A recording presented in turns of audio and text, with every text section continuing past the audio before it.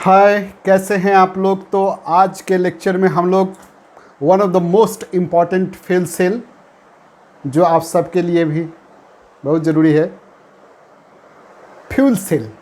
क्यों most important बोल रहे हैं सर? क्योंकि दिस इज़ द सेल, यही एक सेल है जो आपको सहायता करेगा क्या चीज़ के लिए? चांद तारे तोड़ करके लाने के लिए। क्योंकि आज आप लोग क्या करते हैं, आज क्या हमेशा आप लोग हमेशा नहीं करते हैं। यदि आप कमिटमेंट करेंगे कि देखो हम तारे तोड़ के लाएंगे, चांद तोड़ करके लाएंगे, तो कैसे तोड़ के लाइएगा भैया? यही सेल आपको मदद करेगा। ये फ्यूल सेल आपको कहेगा देखो हम एक ऐसा सेल हैं जिसका यूज करके तुम चांद पर जा सकते हो, तारे पर जा सकते हो। अपोलो प्रोग्राम वाला इसी पर गया था। जब वो जा सकता है तो आप क्यों नहीं जा सकते हैं सर? बिल्कुल। तो आज हम लोग पढ़ने वाले हैं कौन सा सर? क्रायोजेनिक इंजन नहीं, H2O2 फ्यूल सेल। तो चलिए हुजूर, H2O2, जी हाँ, फ्यूल सेल। जैसे नाम से हाइड्रोजन ऑक्सीजन वाला फ्यूल सेल है सर, बहुत अच्छा है सर। कहीं से हाइड्रोजन ऑक्सीजन ले आएंगे क्या हैं? उसको डब्बा में रख देंगे, चल देंगे। जी हाँ, ऐसा ही कुछ किया था अपोलो मिशन में, जो गया था मून फ्लाइट किया था ना सर। 200 किलोग्राम 11 दिन का जर्नी था सर। 200 किलोग्राम का वो हाइड्रोजन ऑक्सीजन को उठा करके ले गया। चूँकि आप जानते हैं कि यहाँ जो आप फ्यूल यूज करते हैं वो आपका फीडअप होता रहता है, बाहर से उसको सप्लाई किया जाता है। एक जो इंटीग्रल पार्ट नहीं होता है, सब बता चुके हैं आपका। इंटीग्रल जहाँ फ्यूल यूज होता है, this is not a integral part of the cells. ये आपको बाहर से उसको फीडअप कराना पड़ता है, बाहर से सप्लाई करना पड़ता है। यानी हाइड्रोजन ऑक्सीजन आपको बाहर से देना पड़ेगा, यूज अप होता होगा। यानी एक इसका सबसे बड़ा खासियत क्या है? This is the cell in which energy produced by the combustion of fuel like hydrogen, oxygen, monoxide, methane, etc. directly changes into electrical energy. Hydrogen oxygen combustion करेगा, कंबंसन रेडॉक्स रिएक्शन होगा, और उस रेडॉक्स रिएक्शन से directly electrical energy जो produce होगा वो electrical energy में convert होगा, इलेक्ट्रिसिटी जनरेट होगा, इलेक्ट्रिसिटी का यूज कीजिएगा। और एक और खासियत है सर, हाइड्रोजन ऑक्सीजन से वाटर बनेगा नहीं। आप वहाँ जाइएगा कहाँ, चांद तारे तोड़ने, तो वहाँ हाइड्रोजन ऑक्सीजन से क्या कीजिएगा? पानी बनेगा, पानी यूज कीजिएगा सर, ठीक है। और नीचे आप कहिएगा हाँ मैं आ रहा हूँ, अभी चांद तारे पर हूँ, अब पानी पी रहा हूँ। तो चलिए हुजूर देखते हैं क्या है ये। कुछ नहीं है, देखिए सर, ये ऐसा कुछ देखने में लगता रहता है। कहाँ गया रे? हाँ ऐसा, अरे वाह, अच्छा ठीक है। देखिए, अरे वाह,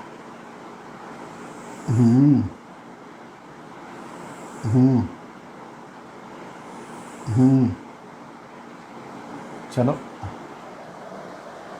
ठीक है। हाँ हाँ, सीधा सीधा सीधा, एस एस एस, देखिए सर, ये सही का सीधा। अरे वाह, देखिए हुजूर, इसमें होता क्या है कि ये मतलब फ़ोटो ऐसे मतलब बना के रखते हैं, लेकिन चूँकि एक ही ये टॉपिक पढ़ाना है इसलिए हम सोचे कि नहीं, बना के नहीं रखेंगे। हट, चूँकि आपको मज़ा भी आना चाहिए, चूँकि ये आपके लाइफ का सबसे इम्पोर्टेंट सेल है। अभी बताए थे ना सर तब, बिल्कुल। क्यों? ये भी बताए थे। चलो दिलदार चलो, चांद के पार चलो। जब आप चांद के पार जाएंगे सर, मून के पार जाएंगे, तो बताए थे आप, हेल्प करेगा, बिल्कुल। तो निश्चित रूप से हुजूर, चलो दिलदार चलो, चांद के पार चलो, हम हैं तैयार चले। ये गाना था सर, इस पर जस्ट इसी पर देख करके बना था, है ना। वैसे आप लोग ये गाना सुने नहीं होगा जो हम गुनगुनाए हैं। उस ज़माने का गाना है, मेरे ज़माने का भी नहीं, मुझसे भी बहुत पहले ज़माने का। हाँ, आपके ज़माने का नहीं, लेकिन आप सुनेंगे तो आपको बहुत अच्छा फील होगा। क्योंकि फीलिंग तो वही होगा ना सर जो आज से 50 साल पहले लोगों का था, दिलीप कुमार के साथ है सर, है ना। आप जानते हैं दिलीप कुमार को, आप लोग किसको, छोड़िए हटाइए। तो देखिए सर, यहाँ से आप क्या करते हैं sir, this is the carbon rod है, ये कार्बन का परफोरेटेड कार्बन रड है। ये परफोरेटेड, इसमें पोर्ट्स होता है, यहाँ भी पोर्ट्स है सर, ये पोर्ट्स है, इसमें पोर्ट्स है। ये कार्बन है, ये कार्बन का इलेक्ट्रोड्स है। ये पोरस कार्बन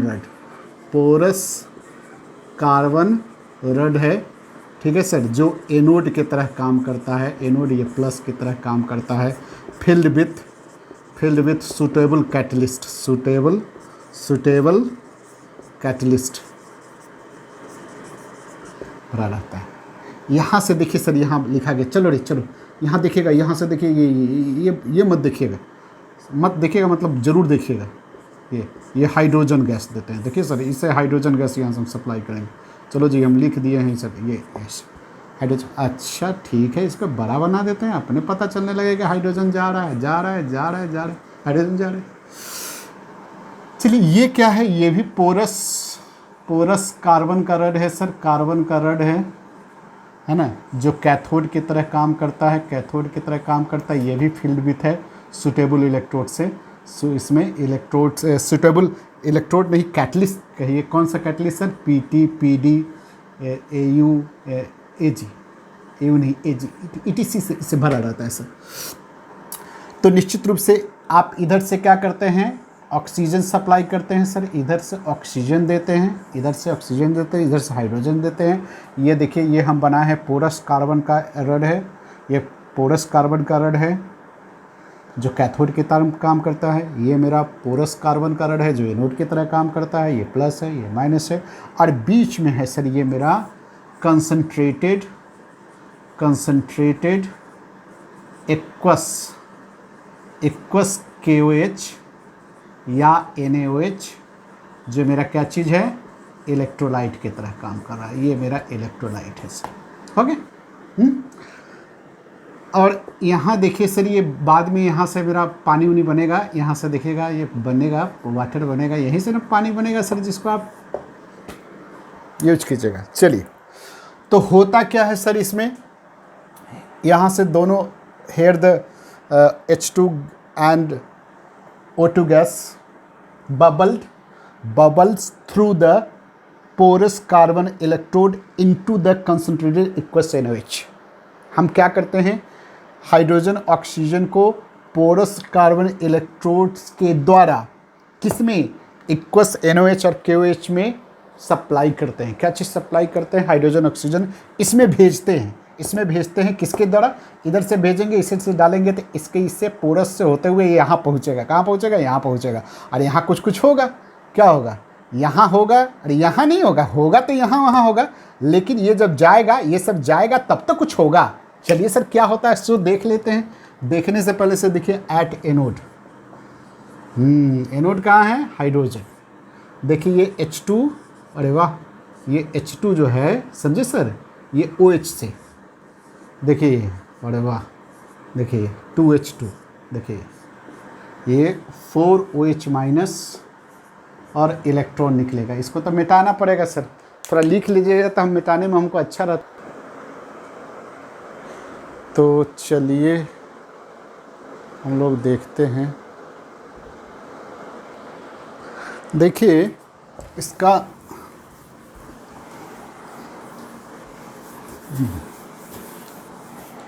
आप इसका एडवांटेज आप देखिए, क्या क्या एडवांटेज है। तो एडवांटेज यही है सर कि energy produced by combustion of like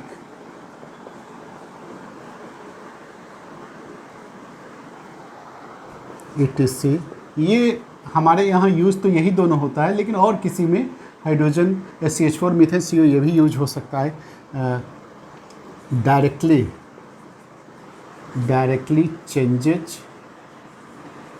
into electrical energy जो प्रोड्यूस होता है कंबशन के द्वारा, वो डायरेक्टली इलेक्ट्रिकल एनर्जी में चेंज हो जाता है। डायरेक्टली का मतलब बहुत डायरेक्टली रिडॉक्स रिएक्शन होता है, देन होता है, लेकिन फिर भी उसकी तुलना में, किसके तुलना में, जो कॉम्प्लेक्स रिएक्शन आपका जो थर्मल पावर स्टेशन जो होता है जिससे इलेक्ट्रिसिटी जनरेट होती है, उसके तुलना में तो बहुत बस। और इसमें होता क्या है सर कि इट ऑपरेटेड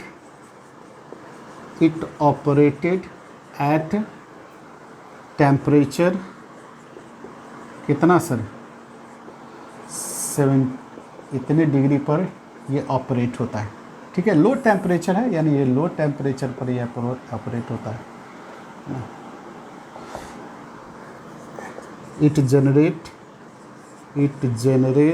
ये सब याद रखने वाला बात है सर, याद रख सकते। जनरेट ए कांस्टेंट पोटेंशियल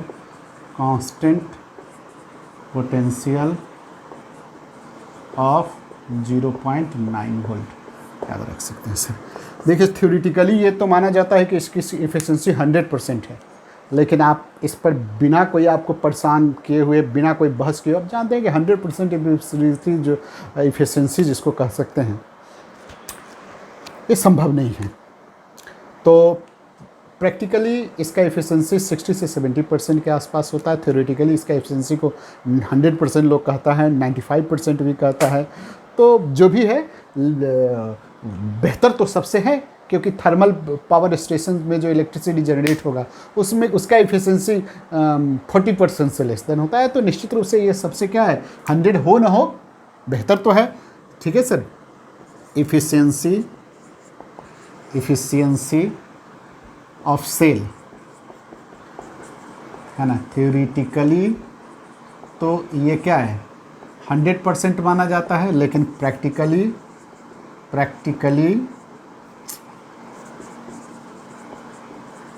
जो है ये 60 से 70% होता है, जो मोर देन थर्मल पावर जो वाला जो होता है, थर्मल पावर स्टेशन में जो यूज होता है सब में, है ना। थर्मल पावर स्टेशन में जो होता है उसका एफिशिएंसी कितना होता है, ये लेस देन 40% के आसपास होता है, हाँ। और ये पॉल्यूशन फ्री सेल माना जाता है, इससे पॉल्यूशन नहीं होता है। तो दिस इज़ द एडवांटेज, है ना। ये एडवांटेज है किसका, इस फ्यूल सेल का, जो आपको थर्मल पावर वाले से बढ़त देता है। क्योंकि यदि आपको चांद पर जाना हो, तारे पर जाना हो सर, तो क्या होगा, आप अभी बताए थे ना अपोलो मिशन में कितना 11 दिन के रहने के लिए 200 किलोग्राम का ये पूरा ये ले गया था, फ्यूल सेल का पूरा वो था, 11 दिन के लिए सफिशेंट था वहाँ, उसका जो फ्यूल है उतना ही था। यदि आप उतना दिन के लिए जो इलेक्ट्रिसिटी जनरेट के ले जाना पड़ता तो पता कितना टन आपको कोयला फलाना यहाँ से ला दूध के ले जाना पड़ता, क्या नहीं। तो क्या कीजिएगा, तो निश्चित रूप से आप क्या करते हैं, जो आपको सुविधा देता है, जो आसान करता है, उस रास्ते को अपनाते हैं, नहीं। तो ये है, तो आप ये इसका खासियत है, ठीक है सर। तो आप इसको कॉपी कर लीजिए। तो ये पॉल्यूशन फ्री इफिशिएंसी, जहाँ देखिए सर, एक इफिशिएंसी ऑफ जो सेल जो यूज होता है, आप देखेंगे efficiency of cell, this is the ratio of delta G, आप जानते हैं, और डेल्टा एच इंटू ए, ये है डेल्टा जी। आप फ्री एनर्जी जान रहे हैं, इंथैल्पी ऑफ रिएक्शन जान रहे हैं, और इससे परसेंटेज के फॉर्म में आप निकल देंगे, तो इससे इफिशिएंसी ऑफ सेल इस फार्मूला से निकलता है। तो चलिए सर, ये इसका एडवांटेज और कुछ इसका डिसएडवांटेज भी आप थोड़ा सा देख करके रखिए, है ना। इस दुनिया में जो बहुत अच्छी चीज़ है सर, उसमें सब में कुछ न कुछ है। आप जहाँ भी जिसमें अच्छाई देखते हैं, आप केमिस्ट्री की भाषा में ही आप देखिए सर, आप आयनिक कंपाउंड जिसको कहते हैं, एक आयनिक कंपाउंड को आप आयनिक कहते हैं। केमिस्ट्री भी कहता है कि कोई आयनिक कंपाउंड प्योर आयनिक नहीं है सर, उसमें क्या है, कोवैलेंट नेचर। और कोई भी कोवैलेंट कंपाउंड है उसमें भी कोवैलेंट नेचर, उसमें भी थोड़ा आयनिक नेचर है। इसका मतलब क्या है कि यदि आप किसी को कहते हैं बहुत अच्छा आदमी, बहुत अच्छा आदमी, बहुत अच्छा आदमी, ठीक है सर, बहुत अच्छा आदमी, इसका क्या मतलब है, उसमें कोई गड़बड़ नहीं होगा। हर अच्छा आदमी में बहुत अच्छा गुण होगा, लेकिन निश्चित रूप से सर आप उसको गौर से देखें, उसमें भी कुछ ना कुछ क्या होगा, गड़बड़ कुछ होगा ही सर। तो फिर भी आप अच्छे को अच्छा क्यों कहते हैं, क्योंकि अच्छे को अच्छा इसलिए कहते हैं क्योंकि उसमें जो अच्छाई है, यदि कोई बहुत अच्छा आदमी है, बहुत गुस्सैल है ना, तो अपने आप को स्वाभिमानी कहता है, लेकिन अंदर अंदर प्राउडी है, तो वो सब बुरा है ना सर, नहीं बुरा है। तो हर अच्छे इंसान में बुरा गुण है, हर बुरे में भी, बुरे में जिसको आप बहुत बुरा कहते हैं उसमें भी अच्छा कोई कोई आप देखिएगा सर मिलता है ना। एक जो ये सब क्या होता है सर, बहुत बड़ा जो गलत काम करता है, वो जो नारकोटिक विभाग में वो जो ड्रग्स व्रग्स का काम करता है, सुनते हैं उसमें का जो आदमी काम करता है, उसका जो मेन ड्रग्स का जो हैंडलर होता है, जिसको पेडलर बोलते हैं, वो उस आदमी के प्रति बड़ी वफादार होता है। यानी उसको कुछ हो गया तो उसके फैमिली को निश्चित रूप से कपड़े। तो कहने का मतलब हर बुरा आदमी में भी एगो अच्छा हो सकता है, लेकिन आप बुरा इसलिए कहते हैं क्योंकि उसमें अच्छाई की तुलना में बुराई बहुत ज़्यादा है। तो दैट्स वाई। चलिए इस बात को, अच्छे बुरे को हटाइए, थोड़ा सा मैं ऐसे ही आपको बात करने लगे तो निश्चित रूप से इसमें भी कुछ न कुछ बुराई है। बुरा पहला तो क्या है, डिसएडवांटेज।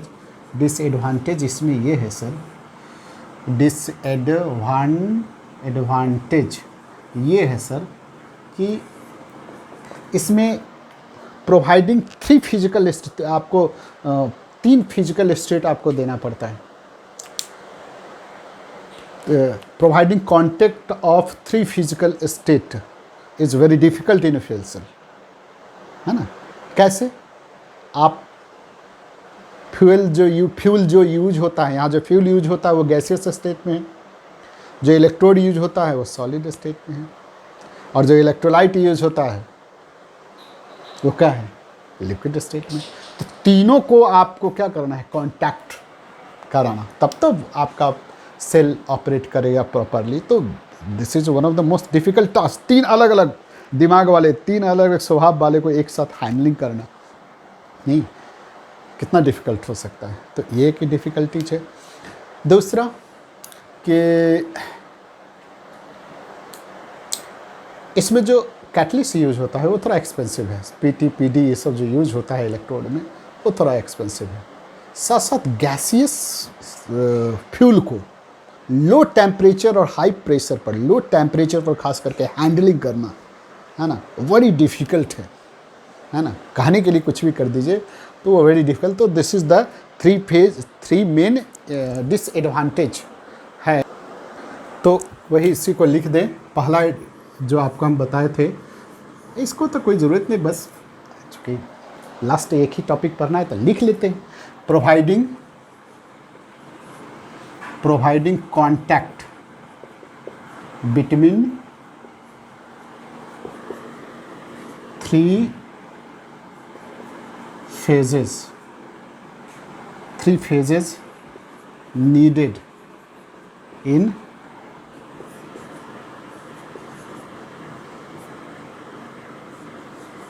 क्या है वो, दैट इज गैसियस क्या है, फ्यूल है, लिक्विड इलेक्ट्रोलाइट है, और सॉलिड इलेक्ट्रोड है। तो इस तीनों को क्या करना है, कांटेक्ट कराना। Providing contact between 3 phases needed in fuel cell. 3 phase को एक साथ कांटेक्ट कराना पड़ेगा, तभी जाके सेल रिएक्शन प्रोसीड करेगा, सेल रिएक्शन होगा। तो ये भी एक थोड़ा सा आसान नहीं है सर। दूसरा, high cost of catalyst which used in electrodes। तो जैसे पीटी, एजी ये सब जो महंगा आता है सर, तो निश्चित रूप से इस सब का क्या करना है सर, महंगा होता है। हाँ, तो ये भी एक है। और दूसरा,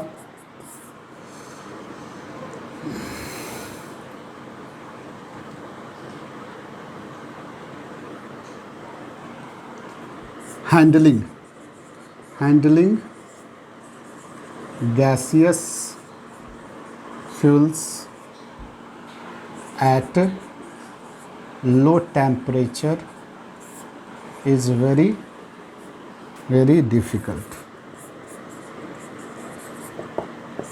गैसियस फ्यूल को लो टेम्परेचर पर हैंडल करना, लो टेम्परेचर और कहिए हाई प्रेशर पर डिफ़िकल्ट करना क्या है सर, काफ़ी डिफ़िकल्ट है, जो कि यहाँ करना पड़ता है। तो दिस इज़ द डिसएडवांटेज। लेकिन एडवांटेज की तुलना में डिसएडवांटेज बहुत छोटा है सर। क्योंकि यही आपका सहारा है कहाँ कहाँ पर ले जाने का, चांद तारे पर ले जाने का। तो निश्चित रूप से इसको क्या कीजिएगा सर, इसको अच्छे तंदन पुल से इसे से करें कि हे फ्यूल सेल, आप ही मेरे हो चांद तारे पर ले जाने वाले, आप नहीं होते तो हम चांद तारे कैसे अपने दोस्त के लिए लाते। तो चलिए सर मिलते हैं ना आगे लास्ट टॉपिक कोरोजन पढ़ने में। ठीक से पढ़िए, अच्छे से पढ़िए, मुस्कुराते रहिए और बाय।